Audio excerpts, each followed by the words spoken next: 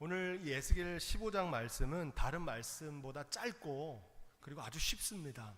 원래 에스겔서는 어렵고 난해한 책인데 이 예루살렘이 멸망한 원인을 아주 짧고 하지만 분명하게 우리에게 증거하고 있습니다. 그 이유를 한마디로 말하면 열매 맺지 못했기 때문이라는 겁니다. 포도나무인데 포도나무가 포도나무 열매를 맺지 못했기 때문이다, 이렇게 말합니다. 바꿔 말하면 하나님의 부르심을 받았어요. 그리고 하나님의 선택을 받았는데 그 하나님의 부르심에 합당한 삶을 살지 못했다는 겁니다. 그래서 예루살렘 성전이, 이스라엘 나라가 멸망하게 됐다는 겁니다. 이것을 오늘 우리 삶에도 그대로 적용해 볼 수 있습니다. 믿음의 성도들, 하나님의 부르심을 받은 성도들이 그 직분과 그 사명을 잘 감당하지 못하면 예루살렘 성전처럼 오늘 무너진 이스라엘 나라처럼 무너질 수밖에 없다는 사실을 깨닫게 됩니다. 그런 의미에서 오늘 말씀 1절과 2절을 우리 다시 한번 그 뜻을 생각하면서 읽어보겠습니다. 1절과 2절입니다. 시작. 여호와의 말씀이 내게 임하여 가라사대 인자야, 포도나무가 모든 나무보다 나은 것이 무엇이랴? 산림 중 여러 나무 가운데 있는 그 포도나무 가지가 나은 것이 무엇이랴? 아멘. 우리에게 묻고 있습니다. 에스겔에게 묻고 있는 거죠. 하나님께서 모든 나무들, 산림들 가운데 포도나무가 그것과 다른 점이 뭐냐? 이렇게 물어봅니다. 이걸 한 번만 물어보는 게 아니라 거듭해서 두 번이나 물어보고 있습니다.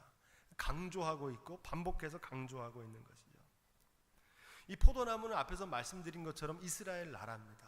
예루살렘 성전, 하나님께서 선택하시고 세우신 이스라엘 백성들이, 이 택하신 민족들이 열방, 다른 민족들, 하나님 믿지 않는 사람들, 이방인들과 무슨 차이가 있느냐, 이런 얘기입니다. 무슨 차이가 있느냐, 이런 질문입니다. 한마디로 말해서 본래적인 사명과 목적을 잃어버린 이스라엘 백성들에 대한 하나님의 질책을 전하고 있습니다. 중요한 것은 포도나무이냐 아니냐가 중요한 게 아닙니다. 이스라엘 백성들은 분명히 포도나무입니다. 포도나무가 아닌 게 아니에요. 포도나무인데 문제는 포도나무인데 뭐가 없습니까? 열매가 없는 거예요. 열매가 없는 거예요. 포도나무가 포도나무일 수 있는 것은 그 열매로 말미암아 그 가치가 드러난다는 겁니다. 이 말씀 속에 담겨져 있는 의미가 뭡니까? 하나님의 부르심 받은 성도들, 부르심 받은 것만 중요한 게 아니라 교회 다니는 거, 신앙생활 하는 거, 내가 예수 믿고 세례 받고 직분 받고 신앙생활 하는 것이 중요한 게 아니라 세상 사람들과 우리가 차이점이 어딨냐, 그런 질문입니다.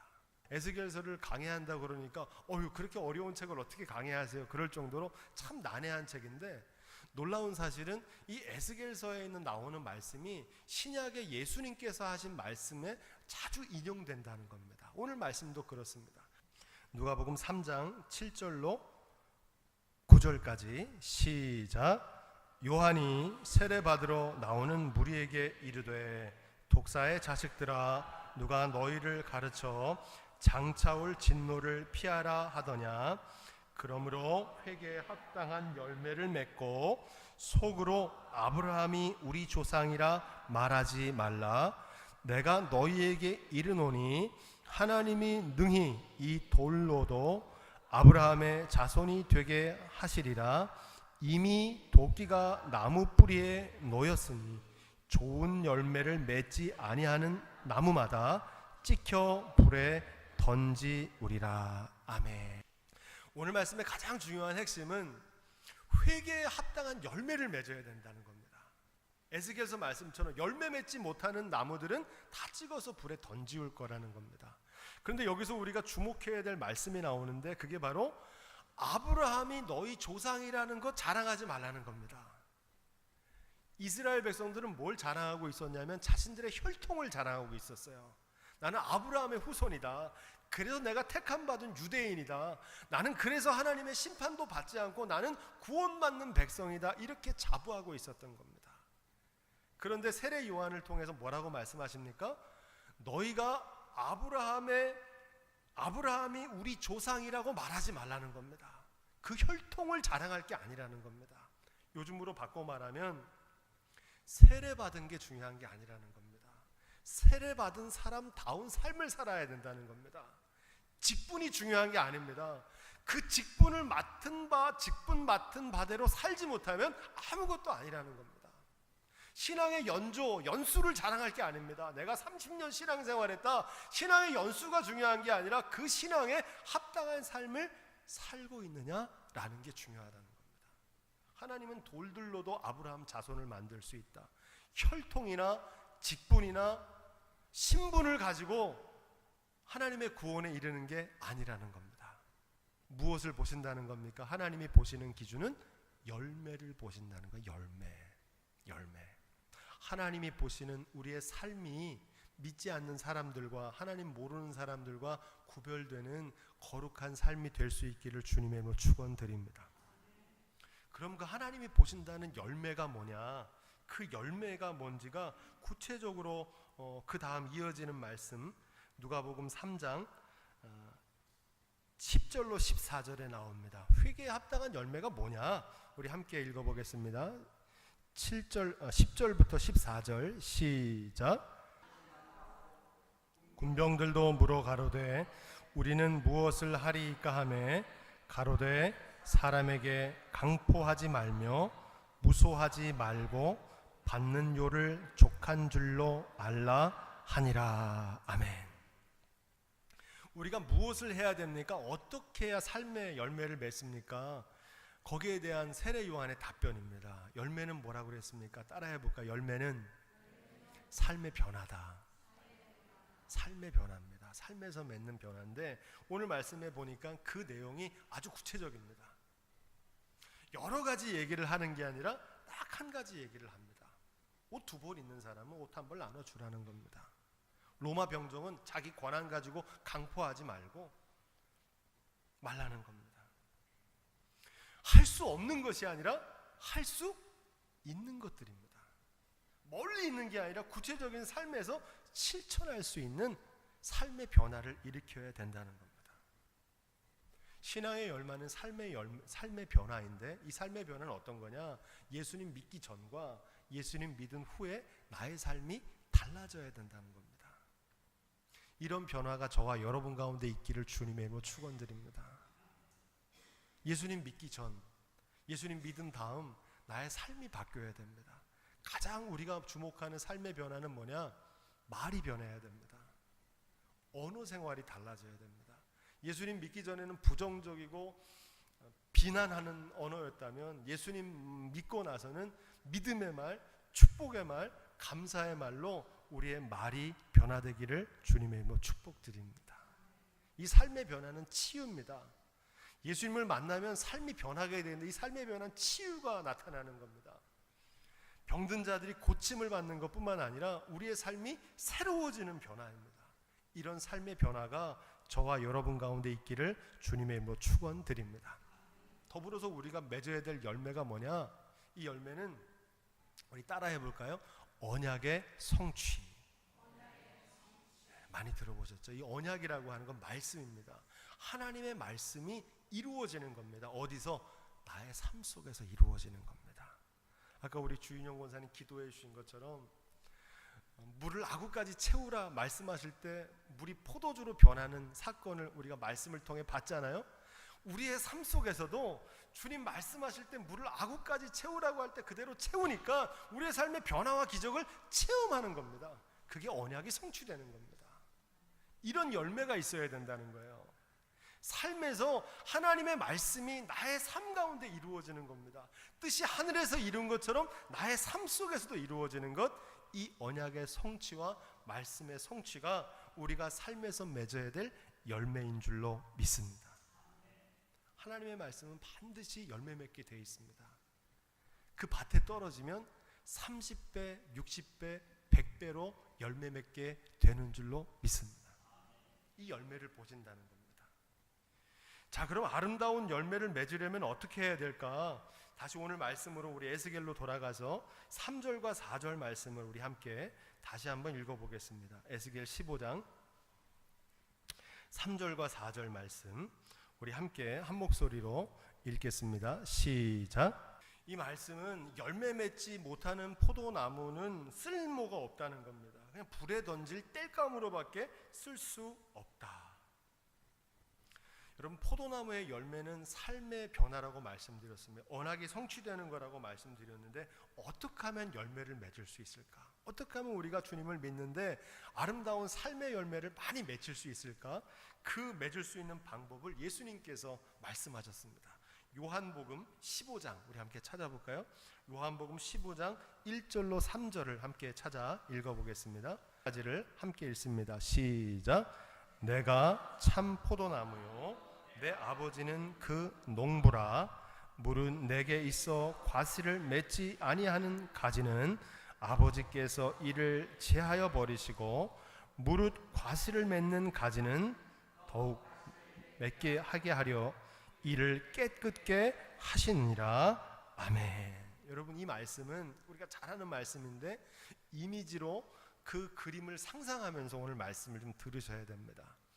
예수님이 포도나무시고 우리는 그 포도나무에 붙어있는 가지다, 이렇게 얘기합니다. 그리고 하나님은 누구시라고 그래요? 농부시다, 이렇게 말씀합니다. 이거 이미지를 우리 마음속에 띄우고 오늘 이 말씀을 읽으시면 이 말씀 속에 전하는 의미를 깨닫게 됩니다. 그래서 열매를 많이 맺는 가지는 깨끗게 하시고, 열매를 맺지 못하는 가지는 불에 던지울 거다. 오늘 예스겔서에 나오는 말씀과 똑같은 말씀을 하십니다. 포도나무 가지가 그렇다면 열매를 맺으려면 어떻게 해야 되느냐? 그 열매 맺는 방법을 4절부터 6절에 기록하고 있는데 우리 함께 읽어보겠습니다. 요한복음 15장 4절부터 6절 시작. 내 안에 거하라. 나도 너희 안에 거하리라. 가지가 포도나무에 붙어있지 아니하면 절로 과실을 맺을 수 없음같이 너희도 내 안에 있지 아니하면 그러하리라. 나는 포도나무요 너희는 가지니 저가 내 안에 내가 저 안에 있으면 이 사람은 과실을 많이 맺나니 나를 떠나서는 너희가 아무것도 할 수 없음이라. 사람이 내 안에 거하지 아니하면 가지처럼 밖에 버리워 말라지나니 사람들이 이것을 모아다가 불에 던져 사르니라. 아멘. 열매를 맺는 방법은 뭡니까? 딱 하나로 얘기하죠. 포도나무 가지 되신 예수님께 가지된 우리가 붙어 있으면 됩니다. 그러면 열매를 저절로 맺게 된다는 거예요. 나뭇가지 혼자 열매 맺는 게 아니라 그 원줄기로부터 양분과 햇살을 받아서 스스로 열매 맺는 게 아니라 많은 열매를 맺게 해주신다는 겁니다. 할렐루야. 열매 맺는 비법이 여기 있습니다. 여러분, 아까 떠올렸던 그 이미지를 상상하시면서 생각해 보십시오. 그 나뭇가지가 포도나무 원줄기에 붙어 있으면 땅으로부터 양분을 얻게 됩니다. 하늘로부터 내리는 햇살로 광합성을 합니다. 그리고 무엇보다 신실한 농부가 그 나무를 돌보아 줍니다. 농부 대신 하나님을 얻게 되는 줄로 믿습니다. 그런데 반면에 어떻습니까?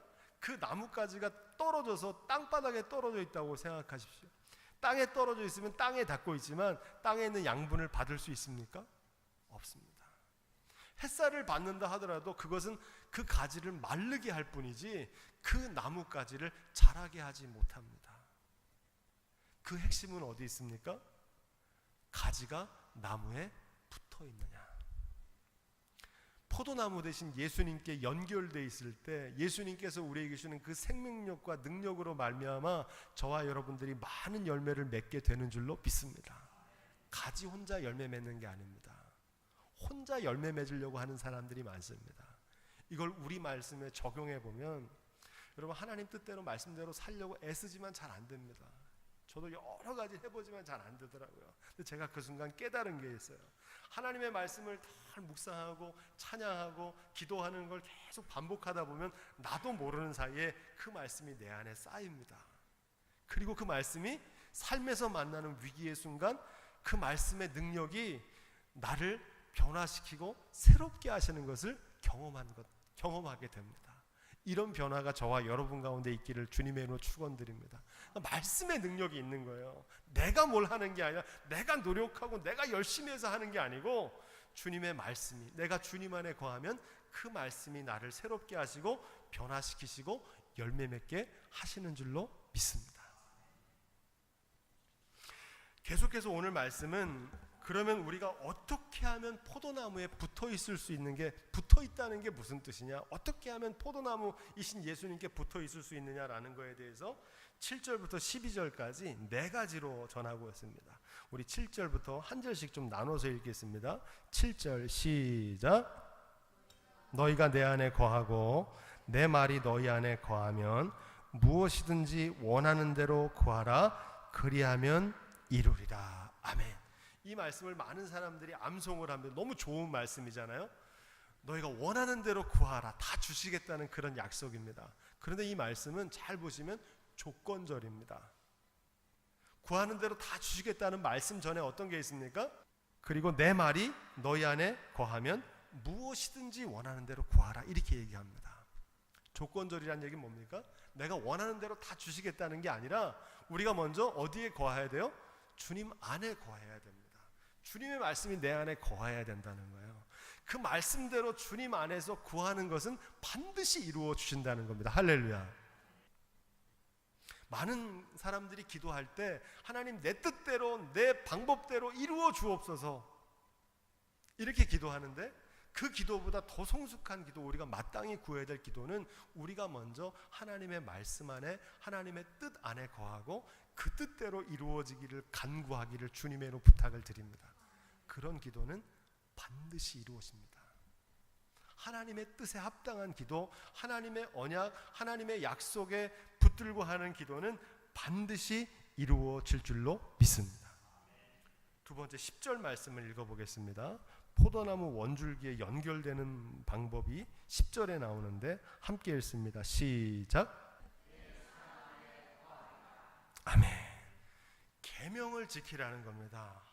예수님께서 아버지의 계명을 지킨 것처럼 우리도 하나님의 말씀대로, 하나님의 뜻대로 그 계명을 지키면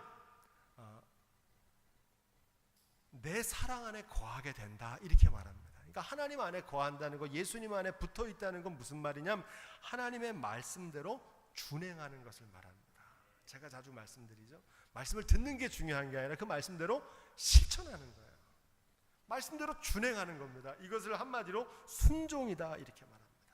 예수님께서는 죽기까지 순종하심으로 하나님의 뜻을 이루어 드렸습니다.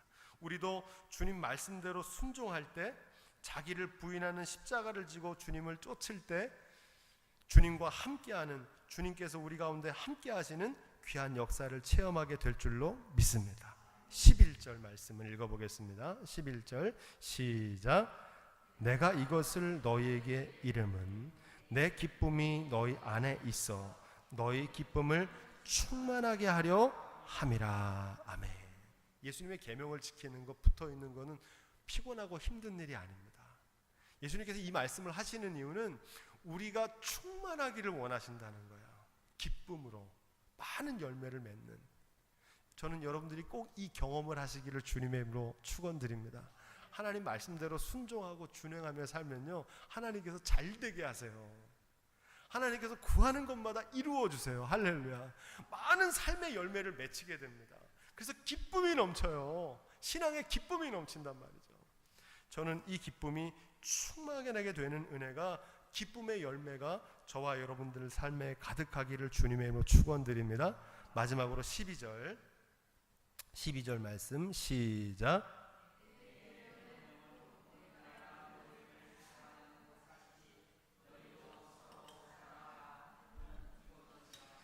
아멘.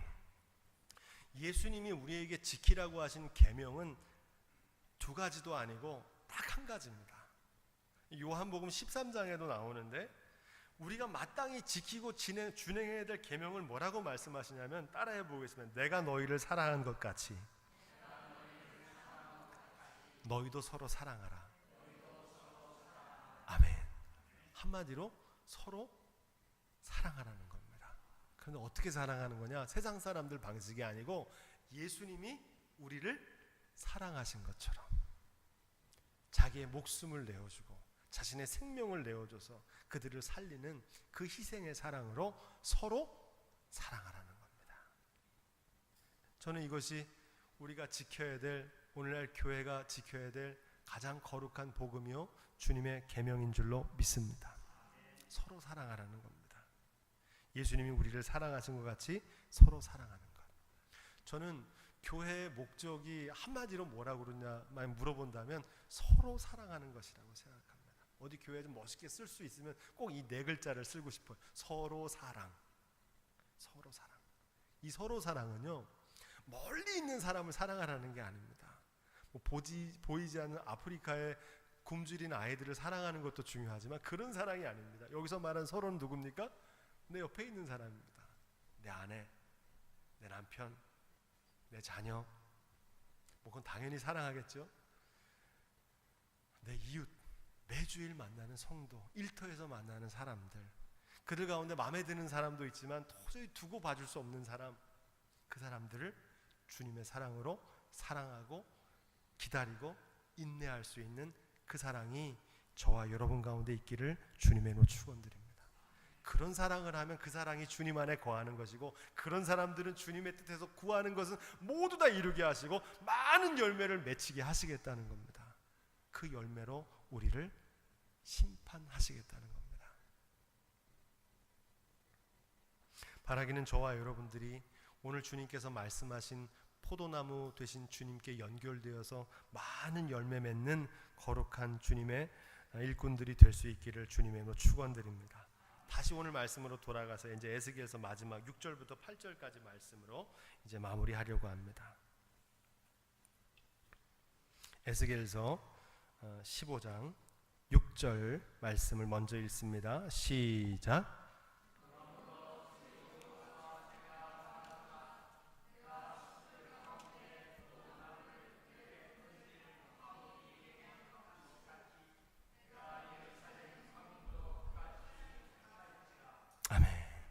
안타깝게도 이스라엘 백성들 예루살렘 성전이 무너지는 이유를 이제 아시겠죠. 그들이 주님께 연결되어 있지 않았기 때문에 그렇습니다.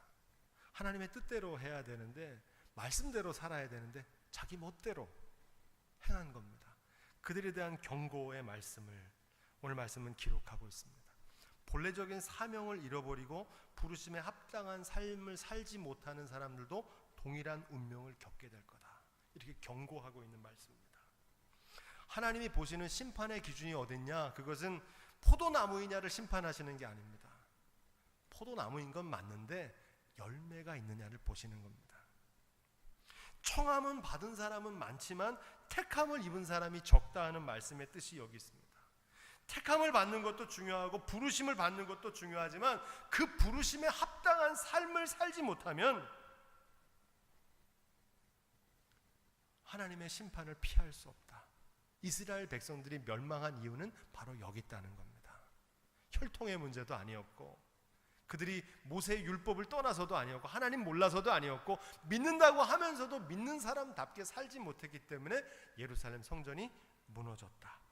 7절 말씀을 계속해서 읽습니다. 7절 시작. 내가 그들을 대적한즉 그들이 그 불에서 나와도 불이 그들을 사르리니 내가 그들을 대적할 때에 너희가 나를 여호와인 줄 알리라. 아멘. 참 무서운 말씀이에요. 하나님께서는 오래 참으시지만 영원히 참지는 않으십니다.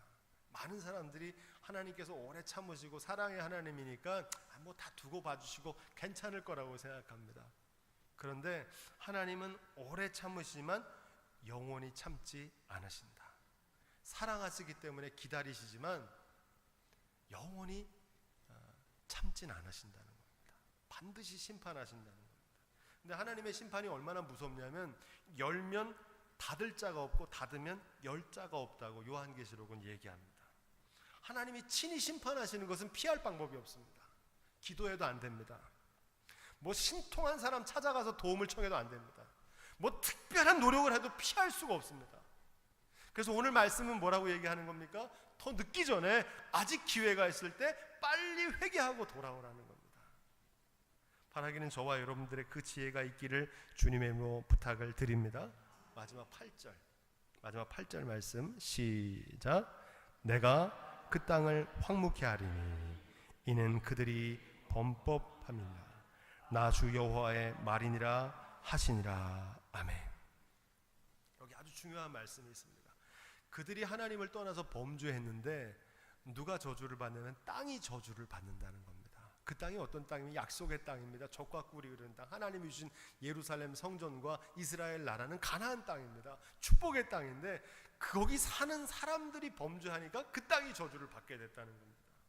창세기에도 이와 비슷한 말씀이 나오죠. 아담이 범죄하니까 땅이 저주를 받아서 엉겅퀴를 내었다 이렇게 얘기합니다. 이사야서 1장 19절에 이런 말씀이 있습니다. 너희가 즐겨 순종하면 땅의 아름다운 소산을 먹을 것이요. 할렐루야.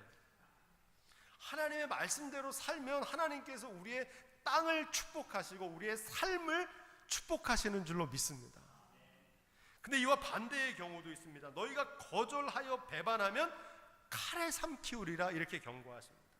여호와의 입의 말씀이니라. 아주 심플합니다. 하나님을 경외하는 믿음으로 순종하는 사람들의 삶을 하나님께서 그들의 가정과 그들의 기업과 그들의 삶을 축복하게 하시는 줄로 믿습니다. 무시하고 거절하면 그 저주가 그들의 삶에 미치게 된다는 겁니다.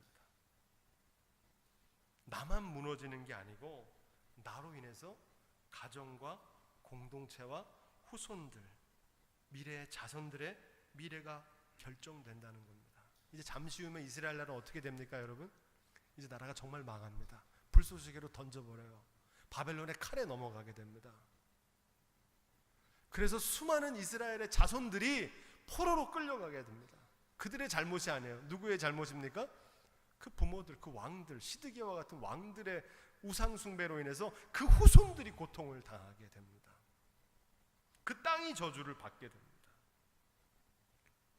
저는 이런 일이 저와 여러분 가운데 이루어지지 않기를 주님의 이름으로 부탁을 드립니다.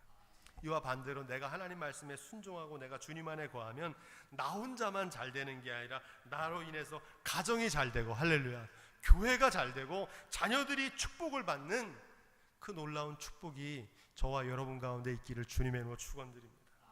예수님의 복음은 이렇게 전하죠. 주 예수를 믿으라. 따라해보고, 주 예수를 믿으라. 그리하면, 여기서 중요해요. 너와 내 집이 구원을 얻으리라. 아멘. 나만 구원받는 게 아니에요. 내 집이 구원을 받는 일입니다. 바라기는 저와 여러분들로 말미암아 저와 여러분과 가정과 자녀들이 하나님의 놀라운 축복의 주인공들이 다 되시기를 주님의 이름으로 축원드립니다.